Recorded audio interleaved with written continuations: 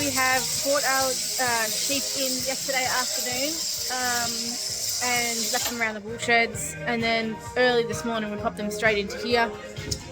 There they are.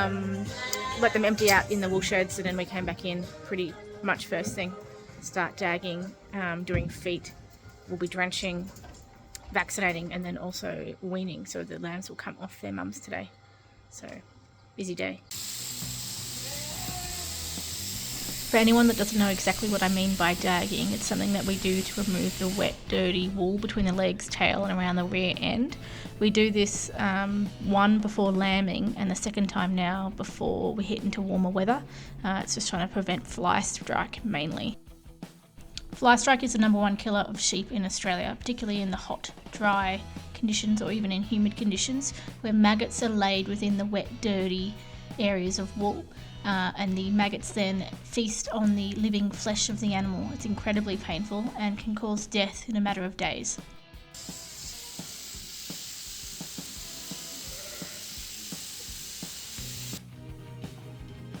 Spotted or hoof-in need right here. I think she knows what's coming. The footage I took of myself trimming the feet I didn't actually get, unfortunately, but here is a photo of the trimmers that I use. Nothing fancy, as long as you keep them clean and oiled and look after them, they do a wonderful job. These are the lambs getting their drench. This is for worming and parasites. World in a closed herd where you manage your genetics well and you manage your rotation and your pasture well, you can actually avoid having to drench. But I'm fairly comfortable and happy in admitting that this year has been a tough year, and these guys are going to be needing a drench as we haven't been able to manage the pastures the way we want to. Alrighty, so Jimmy is just finishing off drenching the ewes, and I'm out here quickly getting that organised to look at that. Right behind me is the last chicken paddock we've used. They're currently in a different one. This is chicken paddock #1. We planted a 16 species winter cover crop in here. Some of it is up to middle of my thigh, with no added fertiliser, straight into where the chickens have been. Alright, so I certainly don't need a reason to throw the drone up to show off basically the only good bit of plant life we've managed to grow in 18 months, but there is a reason I have, and it's a curious little patch of increased growth or bare patches that I want to talk about. They tend to be in chicken caravan sized patches, which is really interesting. So where there is bare patches that you can see on the right there, that is where a van was more recently or was there for longer. And where there is increased thick patches, that's actually where vans have been, but they were there a little further in the past, so they've had time for the soil to break down the nutrients of that manure, probably have the pH levels neutralised a little bit, and you can see here all of these vans have where they've been and what they're actually doing for our soil in terms of benefit. It's a really cool visual of being able to produce food with our chicken caravans. You can see some patches here where they were recently, and as well as being able to improve soil or to actually impact your soil at the same time without doing any other inputs other than using animals to do the work for you.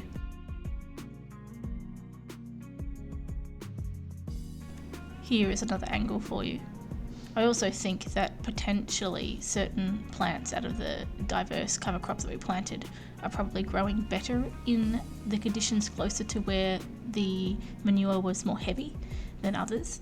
That's just a theory, but it's interesting to note all of these areas where the vans you can see have been. Nature does some pretty cool things. One other thing we just did was bought this. This is a pretty hefty fella. This is a movable solar energizer. God, that took me a while to figure out the words for that one. It's a solar energizer that we use for our electric fencing. We do have a permanent one on the farm, which we do use, but it seems to be can be quite inconsistent. So it doesn't take much, obviously, for quite a lot of line for something to go wrong or have an issue with it, and we can't really afford that, especially when we've had drier weather. We have struggled a little bit, which is again normal, but we thought we'll get ourselves something a little bit extra without having to replace the whole system yet. So this is it, and this is the model, and I can't remember exactly all the details. I can put them up on the screen, but basically I think it's like 45 k's worth of line that he can run. It's on full pelt right now. I've got it stabilized with that little strap because he's so big it blows away. So I'll show you what it's worth. I've got the thingy here. Well, it's worth more than that. There it is. So they'll know about it if they want to know about it. So far so good. Anyone that has attempted has pretty quickly decided not to do that again. And yes, that's one thing we've added on. So far, I reckon this fella has been worth every penny. It's only been a week or two, but I can keep you updated, but I can recommend.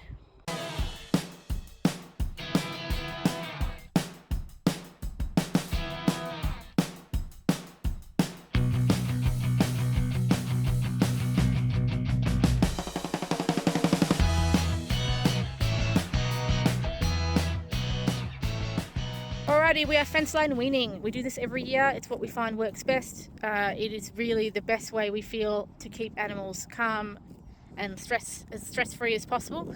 Basically what that means is mums on one side, lambs on the other with a fence in between. They can literally lean up against the fence. Over there they can put their heads to it and say hello to mum. They can do whatever they like, but they can't get to the milk. And that means if they're particularly attached, they can hang around the fences for days and it won't really matter. Right now everyone's here because I'm standing here and they think I might have food, but they have been wandering, those lambs have been wandering miles and miles up there and over there, so they're not too stressed. Now, reason why we do this, on one side the ewes will have reasonable feed but nothing major. We're trying to prevent mastitis with increased lactation and nothing drinking from it, that the udders might have some issues, so we want to prevent that. And we put the lambs on the other side. We put the lambs on the best feed that we have, basically, at weaning time. So what that does is it prevents obviously the issues with the ewes, so their udders, but for the lambs it means that they're getting replacement of milk in what is unbelievably lush deliciousness, as well as obviously a bit of hay to keep that lush deliciousness from going straight through them.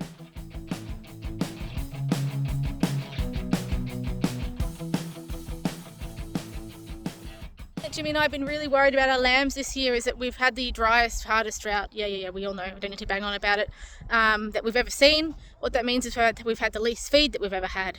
And they're going off the worst feed that's ever been in our farming onto that, which you can't really tell from here, but that's like up to my hips in some areas. Absolutely lush, delicious, amazing cover crop. So what that means is, as a lamb, and even ewes can have this happen too, but we look at things like pulpy kidney and red gut, and there's a couple of others that mean that their organs basically need to adjust to eating something like that. They're not used to it, and we're quite concerned about it. So we did an extra vaccination for pulpy kidney before they went in, these lambs. This is why you vaccinate, because what happens with pulpy kidney or red gut, or the diseases I'm talking about, is they look like happy little chappies like that, running around playing, and the next day they're dead. And it's not one of them, it's all of them, or most of them, and it's horrendous, and that's why we have vaccinations, to prevent diseases like that. The other thing that we're doing to prevent any major issues like red gut is this week we're going to be taking them in and out of this paddock. So they're in here, then this gate's open at the moment because I'm letting them in today, and then they're going to go out there, which doesn't have a lot of feed, but we'll have hay and stuff for them for a day, then open the gate up, they go back in here and then back out there. So we're going to go back and forth each day for a week, trying to give their organs time to adapt and grow to the differing feed that they're having, and hopefully that prevents any major issues. It takes about 7 days for gut to develop, so you'd see really happy animals for 7 days, and then you'd see very dead animals. And we're not in the business of growing dead animals. We're not in the business of anything to do with anything dead, if we can avoid it. So right now what we're doing is trying to grow the healthiest, happiest, most comfortable animals that we can. Safely say these ewes are not stressed. This is less than 48 hours afterwards, and these lambs couldn't care less, to be honest. There's a couple of them that are quite connected to mum, which is nice, but they're seeing mum through the fence. I think maybe the first couple of hours there was a little bit of bowing going on. Even that night really wasn't much happening. So that tells you, one, that there probably wasn't a huge amount of milk coming out of those ewes, and two, that these lambs are quite comfortable next to their mums, and they're quite comfortable on the amount of feed they're getting. So they're not hungry. Are you hungry? You're chewing cud, so you're not hungry. Are you hungry? You don't look hungry. So right now, everything's going well, but I thought on what we do and why we do it. Again, that's what these videos are for. So this is our fence line weaning technique. We do it every year and it works fantastic. Alrighty, well that's it from me. Both you and I will have to tune in next time to find out how our lambs go in us making sure they're safe, or trying to keep them safe on that lush cover crop.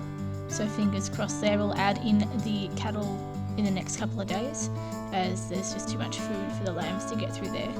And hopefully we're producing the very best lamb and beef for our local community to enjoy, full of nutrient dense and rich, lovely healthy meat. Coming into spring, we are in a very, very busy period, including a new chicken caravan and new pullets coming in for our eggs. So make sure you subscribe, and thank you very much for watching, and I'll see you again next week.